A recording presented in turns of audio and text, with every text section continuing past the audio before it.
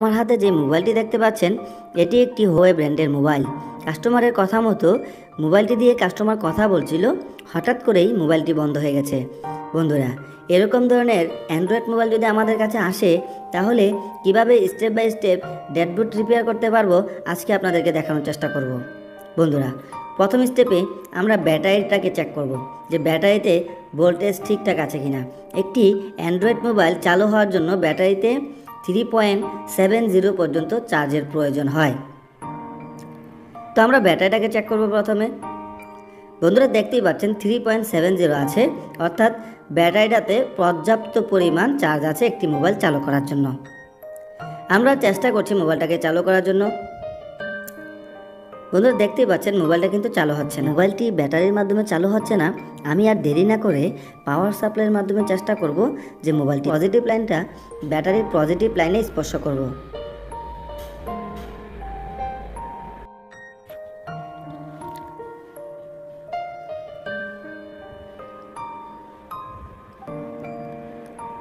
বন্ধুরা, আমি ব্যাটারি লাইনের মধ্যে পাওয়ার সাপ্লাই লাইনগুলো কানেকশন করার পর এখন পাওয়ার সুইচে ক্লিক করছি।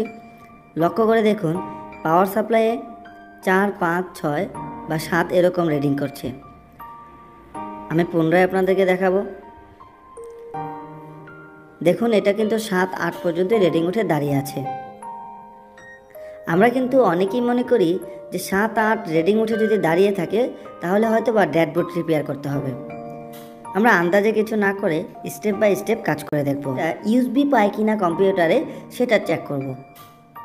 আমরা কম্পিউটারে এসে বললাম, লক্ষ্য করে দেখুন এই মোবাইলটা কিন্তু আমি একবার ব্যাটারি ডিসকানেক্ট করে এবং ব্যাটারি কানেকশন করে দুভাবেই চেক করছি যে ইউএসবি কানেকশন পায় কিনা।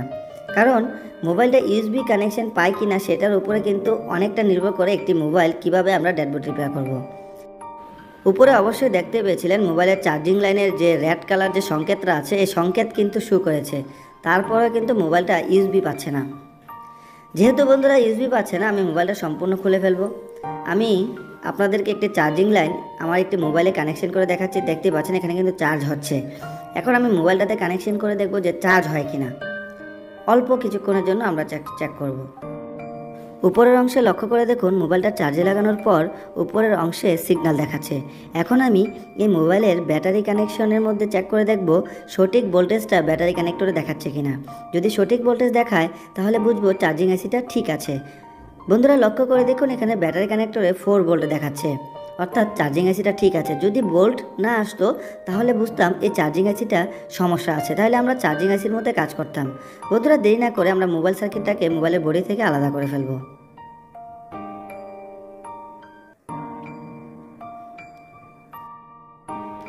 আমি মোবাইল সার্কিটটাকে মোবাইলের বডি থেকে সম্পূর্ণভাবে আলাদা করে ফেললাম।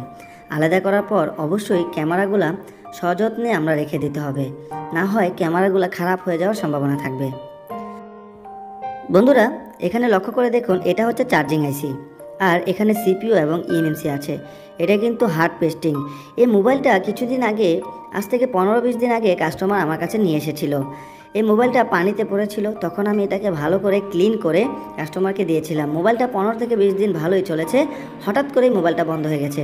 বন্ধুরা, এই অপোজিট পাশে যে আইসিটা দেখতে পাচ্ছেন এটা হচ্ছে পাওয়ার আইসি, আর এটা হচ্ছে চার্জিং আইসি। আর সিপিইউ এবং ইএমএমসিটা হচ্ছে হার্ড পেস্টিংয়ের। যেহেতু এটা পেস্টিং আইসি, এটাতে পানি যাওয়ার সম্ভাবনা একদমই কম। এখন কথা হলো, আমরা যখন মোবাইলটি চার্জে লাগিয়েছিলাম তখন কিন্তু চার্জিং আইসিটাও ঠিক দেখিয়েছিল, কারণ চার্জিংয়ের ভোল্টেজটা যেহেতু আমরা ঠিক পেয়েছিলাম তাহলে অবশ্যই চার্জিং আইসিটাও ঠিক আছে। তাহলে এবার বুঝতেই পারছেন আমরা পাওয়ার আইসিটাকে একটু রিহট করে দেখব যে আমাদের মোবাইলটা চালু হয় কিনা। দেখতেই পাচ্ছেন আমি কতটুকু হিটে পাওয়ার আইসিটাকে রিহট করব। এখানে আমি টিস্যুর মাধ্যমে আপনাদেরকে দেখিয়েছি, আবারও দেখানোর চেষ্টা করছি। এখানে কিন্তু টিস্যুতে আগুন লাগছে না, হালকা একটু লালচে হচ্ছে। আবারও দেখাচ্ছি, লক্ষ্য করে দেখুন এই টিস্যুটা কিন্তু হালকা লালচে হচ্ছে। যদি এরকম হতো আমি হিটটা বেশি দিলাম তাহলে কিন্তু টিস্যুতে আগুন ধরে যাওয়ার সম্ভাবনা ছিল। টিস্যুটা লালচে হয়ে যাচ্ছে, এরকম ধরনের হিট আমি দিলাম। বন্ধুরা, পাওয়ার আইসিটা রিমোট করার পরে যদি কাজ না হয় তখন আমরা পাওয়ার আইসিটাকে উঠিয়ে রিভোল্ভ করব। রিভোল্ভ করার পরে যদি কাজ না হয় সেক্ষেত্রে আমরা পাওয়ার আইসিটাকে চেঞ্জ করে দেখব। হয়ে গেছে, আমি একটু কেরোসিন দিয়ে ভালো করে এই মোবাইল সার্কিটটাকে ক্লিন করে নিব। যারা থিনার ব্যবহার করেন তাহলে থিনারের মাধ্যমে ভালো করে ক্লিন করে নেবেন। ক্যামেরাগুলো কানেকশন না করেই জাস্ট মোবাইলে ব্যাটারিটা কানেকশন করে এবং এলসিডি লাইনটা কানেকশন করেই দেখবো যে মোবাইলটা চালু হয় কিনা। যেহেতু আমরা আইসিটাকে রিহট করেছি, জানি না আইসিটা লাগানোর রিহট করার কারণে শর্টিং হয়েছে কিনা, তার জন্য আমি কুল টেস্টিংয়ের মাধ্যমে ব্যাটারি কানেক্টরে চেক করব যে আইসিটাকে রিহট করার কারণে কোনো প্রকার শর্টিং সমস্যা আছে কিনা। বন্ধুরা দেখতেই পাচ্ছেন এখানে কোনো প্রকার শর্টিং দেখাচ্ছে না, এখানে কিন্তু স্বাভাবিক মান দেখাচ্ছে।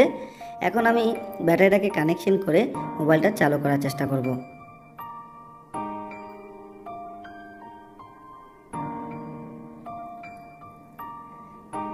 বন্ধুরা আলহামদুলিল্লাহ দেখতেই পাচ্ছেন আমাদের মোবাইলের যে সমস্যাটা ছিল এই সমস্যাটা কিন্তু সমাধান হয়ে গেছে।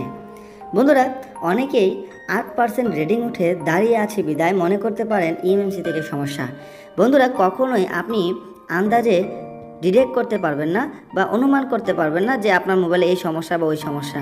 স্টেপ বাই স্টেপ যদি আপনি কাজ করেন সকল কাজেই কিন্তু আপনি সফল হতে পারবেন। প্রতিনিয়ত চেষ্টা করি এমন কিছু ভিডিও আপলোড করার জন্য যে ভিডিওগুলো দেখে সত্যিকার অর্থে আপনারা উপকৃত হন। আর আমি বলবো যদি আপনারা বিন্দু পরিমাণ আমার ভিডিওগুলো দেখে উপকৃত হন, ইউটিউব চ্যানেলটা সাবস্ক্রাইব করে দেবেন এবং পাশে থাকা বেল আইকনে ক্লিক করে দেবেন যাতে আমার দেওয়া নতুন নতুন ভিডিওগুলো সবার আগে পৌঁছে যায় আপনাদের কাছে। বন্ধুরা আজ এ পর্যন্তই, কথা হবে আপনাদের সামনে নেক্সট কোনো ভিডিওতে। সে পর্যন্ত সুস্থ থাকবেন, ভালো থাকবেন।